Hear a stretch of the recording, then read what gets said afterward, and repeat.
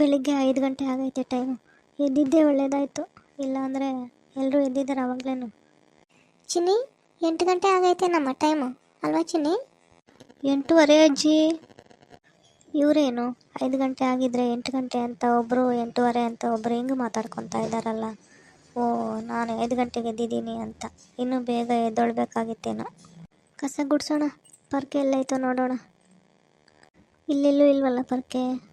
ಅಜ್ಜಿ, ಪೊರ್ಕೆ ಹುಡ್ಕಾಡ್ತಿರ್ಬೇಕು. ನಾವು ಎತ್ತಿಟ್ಟಿದ್ದು ಒಳ್ಳೇದಾಯಿತು. ಹೌದು, ಕೇಳಲಿ ಸುಮ್ಮನಿರು, ಕೇಳಿದಾಗ ಹೇಳೋಣ. ಪೊರ್ಕೆ ಇಲ್ಲೆಲ್ಲೂ ಕಾಣಿಸ್ತಿಲ್ವಲ್ಲ, ಏನು ಮಾಡೋದು? ನೀರು ಕುಡಿಯೋಣ. ನಾನು ಬೆಳಿಗ್ಗೆ ಎದ್ದ ತಕ್ಷಣ ಬಿಸಿ ನೀರು ಕುಡಿತೀನಿ, ಆದರೆ ಇಲ್ಲಿ ತಣ್ಣೀರೇ ಕುಡಿತೀನಿ. ಇವತ್ತು ತಣ್ಣೀರೇ ಕುಡಿಯೋಣ, ಆಮೇಲೆ ಬೇಕಾದರೆ ನೋಡೋಣ. ಚಿನ್ನಿ, ಆ ಲೋಟ ನನಗೆ ಇಷ್ಟವಾದ ಲೋಟ, ನಮ್ಮಮ್ಮ ಕೊಟ್ಟಿರೋದು. ಅದಕ್ಕೆ ನಮ್ಮಮ್ಮ ನನಗೆ ಅಂತ ಕೊಟ್ಟಿದ್ರು. ನಾನು ನನ್ನ ತವ್ರ ಮನೆಯಿಂದ ತಂದಿರೋದು ಅದು ಲೋಟ. ಹೌದಲ್ವಾ ಅಜ್ಜಿ, ಅದು ನಿನಗೆ ಇಷ್ಟವಾದ ಲೋಟ ಅಲ್ವಾ? ಇವರೇನಪ್ಪ ಹಿಂಗೆ ಮಾತಾಡ್ಕೊತಾ ಇದ್ದಾರೆ, ಏನೇನೋ ಮಾತಾಡ್ಕೊತಾ ಇದ್ದಾರೆ, ನನಗೊಂದು ಅರ್ಥ ಆಗ್ತಿಲ್ಲ. ಹೊರಗಡೆ ಹೋಗಿ ನೋಡೋಣ. ವಾಶ್ರೂಮ್ಗೆ ಹೋಗ್ಬೇಕಾಗಿತ್ತು. ಯಾರಾದರೂ ಹೇಳಿದ್ರೆ ಚೆನ್ನಾಗಿರುತ್ತೆ ಎಲ್ಲಿಗೆ ಹೋಗ್ಬೇಕು ಅಂತ.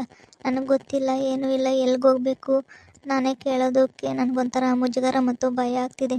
ಇವ್ರಿಗೆ ಇನ್ನೂ ಪರಿಚಯ ಇಲ್ಲ, ಏನೂ ಇಲ್ಲ, ಹೊಸಬ್ರು ಥರ ಇದ್ದಾರೆ. ಏನು ಮಾಡೋದು, ಯಾರೂ ಹೇಳ್ತಾ ಇಲ್ವಲ್ಲ. ಇಲ್ಲಿ ನಿಂತ್ಕೊಂಡಿದ್ದೀನಿ ನಾನು ಚುಮ್ ತಗೊಂಡು, ಯಾರೂ ಹೇಳ್ತಾ ಇಲ್ಲ. ನಾನೇ ಕೇಳಲಿ ಅಂತನೋ ಏನೋ. ಏನು ಮಾಡೋದೀಗ? ಬಾತ್ರೂಮ್ಗೆ ಹೋಗ್ಬೇಕೇನಮ್ಮ? ಹೌದಂಟಿ, ಹೋಗ್ಬೇಕಾಗಿತ್ತು. ಸರಿ, ಆ ಕಡೆ ಹೋಗು, ಮನೆ ಹಿಂದ್ಗಡೆ ಹೋಗು. ಸರಿ ಆಂಟಿ. ನೋಡೇ ಲಕ್ಷ್ಮಕ್ಕ, ನಾನು ಇಲ್ಲಿ ನಿಂತಿದ್ದೀನಿ, ನನ್ನ ಮೊಮ್ಮಗಳು ಇಲ್ಲೇ ನಿಂತಿದ್ದಾಳೆ. ನಮ್ಮನ್ನು ಕೇಳೋದು ಬಿಟ್ಟು ನಿನ್ನನ್ನು ಕೇಳಿರೋದವಳು ಎಲ್ಲಿಗೆ ಹೋಗ್ಬೇಕು ಅಂತ. ಅವಳೇನು ಕೇಳಿಲ್ಲ ಕಣಕ್ಕೋ, ನಾನೇ ಹೇಳ್ದೆ.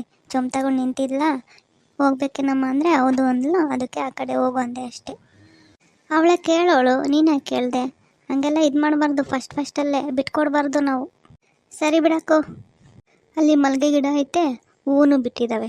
ಕಿತ್ಕೊಂಡು ಕಟ್ಟೋಣ ಇರು, ಯಾರಾದರೂ ಮುಡ್ಕೊತಾರೆ. ಕಿತ್ಕೊಂಡು ಕಟ್ಟೋಣ ಹೂವನ, ಯಾರಾದರೂ ಮುಡ್ಕೊಳ್ಳಿ, ಇಲ್ಲ ದೇವ್ರಿಗಾದರೂ ಹಾಕಲಿ. ನನಗಿವಾಗ ಇನ್ನೇನು ಕೆಲಸ, ಇದಾದರೂ ಮಾಡೋಣ.